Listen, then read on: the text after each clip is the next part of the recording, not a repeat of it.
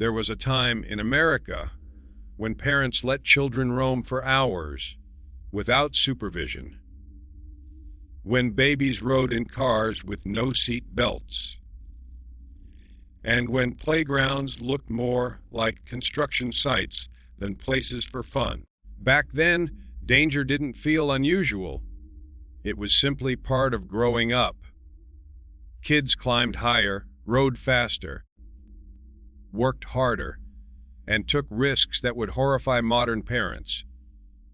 But to families living through the 1930s, 50s, 60s, and even the 70s, this was normal life. In small towns and crowded cities alike, children learned independence early. Parents believed scrapes built character. Fear was rarely discussed. Safety rules barely existed. Today, we're looking back at 25 dangerous things parents allowed in old America. The kinds of everyday experiences that could never happen the same way now are shocking. Some feel strangely nostalgic, and some may remind you of stories your own parents or grandparents once told. For decades, American families drove everywhere without seat belts. Children bounced around station wagons freely, sleeping across the back seats during long road trips. Some kids even sat on the floor, while parents smoked cigarettes up front. There were no child safety seats, no airbags, no warning chimes. Parents simply trusted the driver and luck. Old playgrounds were built from steel pipes, scorching metal slides, and towering monkey bars. Concrete or packed dirt sat underneath instead of soft rubber padding. Children flew down burning hot slides in summer heat. Broken bones and bloody noses were considered part of childhood. The higher the equipment was, the more exciting it seemed. In old America, almost nobody wore bike helmets. Kids raced downhill streets, homemade ramps, and rode for miles without protective gear. Parents usually had only one rule: be home before dark. But skinned knees were common. Head injuries were simply accepted risks. Children spent entire summers outdoors and drank straight from rubber garden hoses. Water tasted metallic and warm from the sun. Nobody worried about chemicals or bacteria. If you were thirsty, the hose was your water fountain.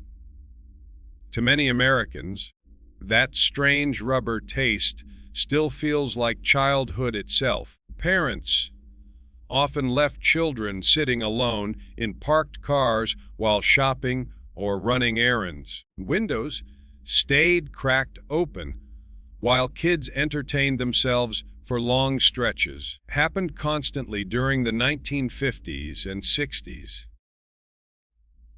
People simply didn't think much about it.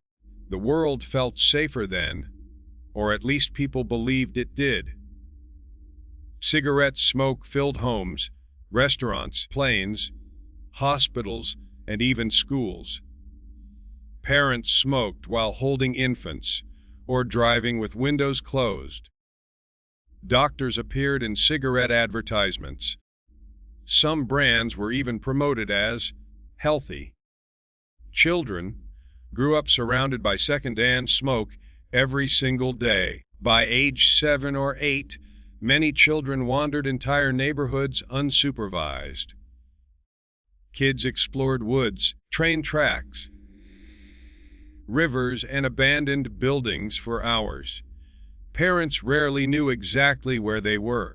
There were no smartphones, no constant check-ins. Children learned independence very early, sometimes dangerously early.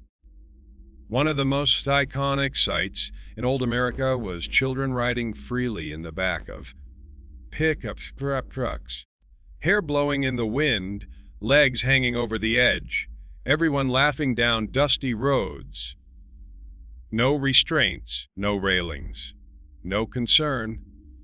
It felt fun and freeing at the time, but incredibly risky by today's standards. Children once handled fireworks with little supervision during holidays like the 4th of July. Roman candles, bottle rockets, and firecrackers exploded in backyards across America.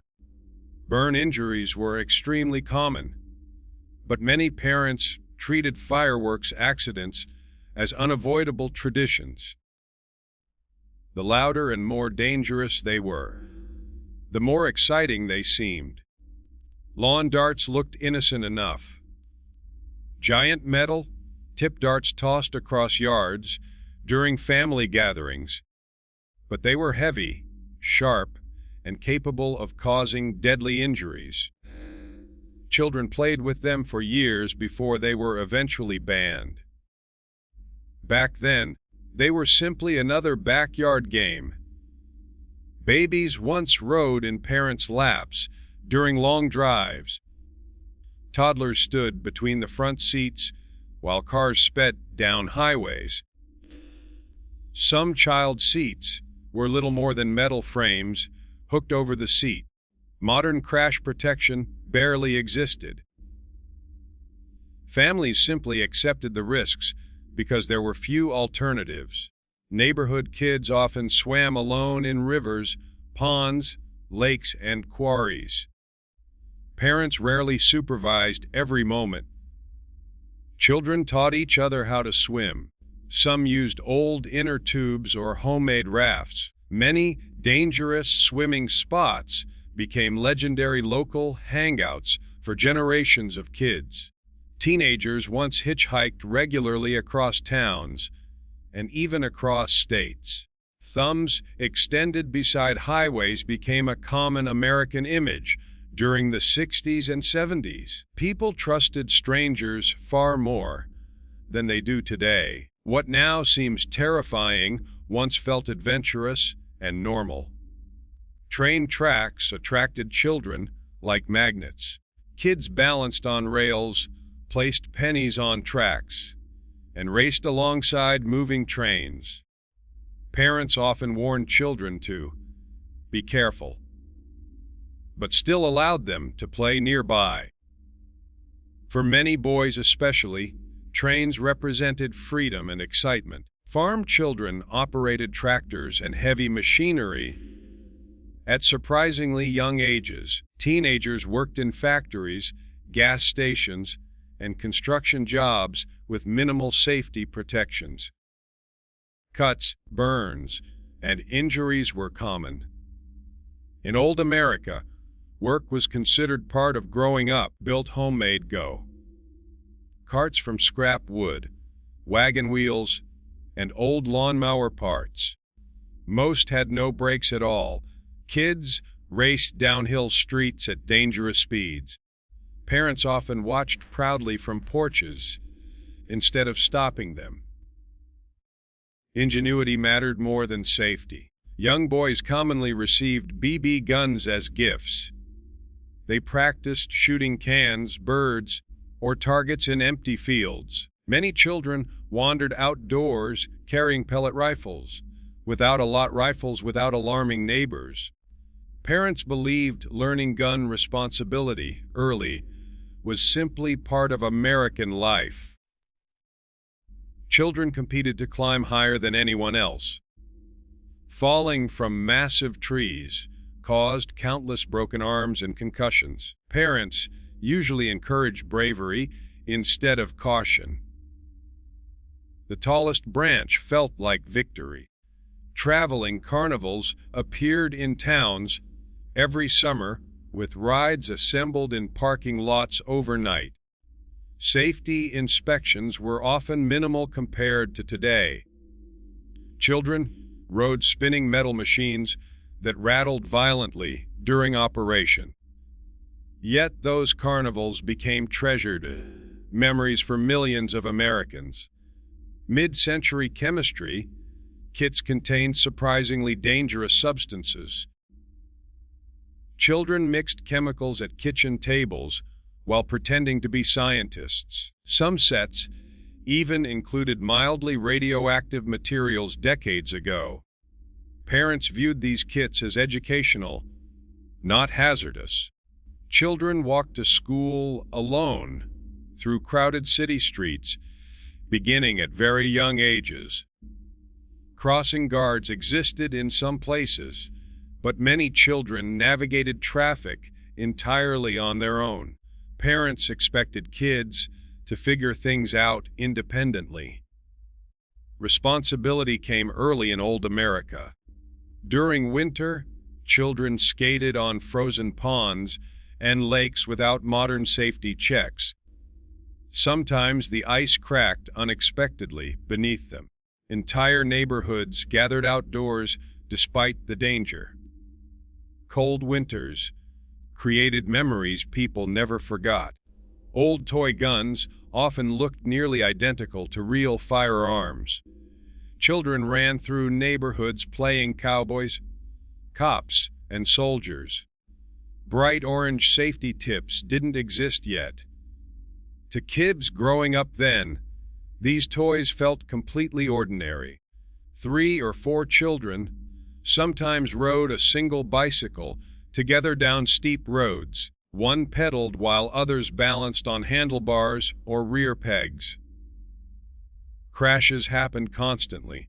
Laughter usually mattered more than bruises. Old factories, barns, and empty houses became giant playgrounds for adventurous children. Kids searched for hidden rooms, climbed unstable roofs, and explored dark basements with flashlights. Parents often had no idea where they were. To children growing up in old America, adventure always seemed worth the risk.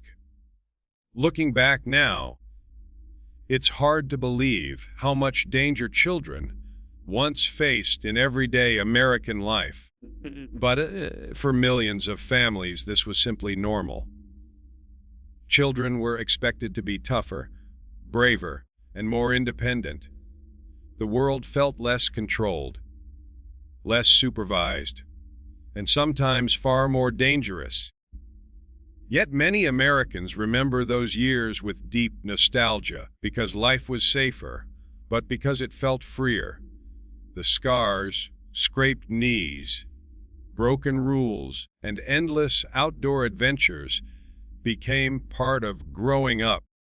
Maybe that's why these memories still feel so powerful today.